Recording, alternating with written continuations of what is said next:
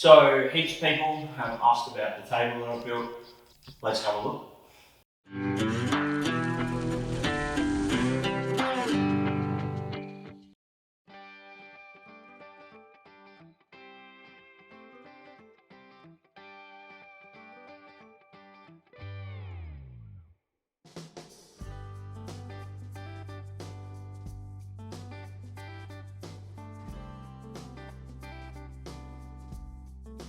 So the table needed to be able to support my new Mitre Saw and my new table saw.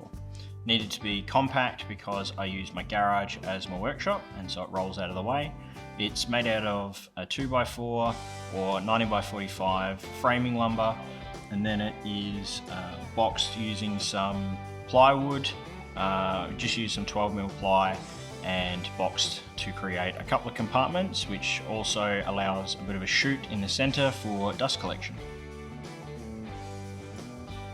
In order to have the saw recessed enough that you can use both sides as outfeed, I used a flip top table design, which is two pieces of plywood that sandwich over the top of a galvanized pipe.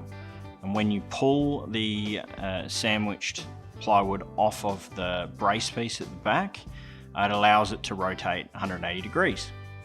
You then relocate the opposite end with that horizontal piece at the back there, and it allows it to lock in. It's super sturdy, and it means that the Mitre Saw is ready to go.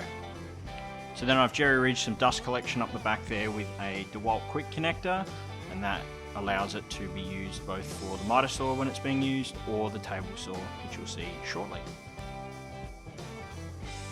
So the top is made out of melamine and it's edge bounded with some hardwood. This is excellent for cleanup because it doesn't stick to any glues. Underneath I keep bits and pieces, and then on the side we've got some French cleats which allow me to store bits and pieces, especially things I need to hand really quickly. Dust collection could be a video unto itself, but I've got a port on the front which allows me to connect a flexible hose, and this is great for tidying up on the top or using a sander. To disconnect from the table saw and to connect up to this is a pretty simple process. So the DeWalt table saw, it's nice and compact, so we had to create a ledge for it to sit on and provide its support. But it's also got to allow the saw to sit proud and ensure that you can outfeed, which is the whole point. I also use a crosscut sled quite a bit, so I have designed it so the miter bars are extended past there, and it allows that to act unimpeded. I also keep the fence underneath, so when I'm not using the fence, it's stored away, and it's a pretty easy process to put it on top.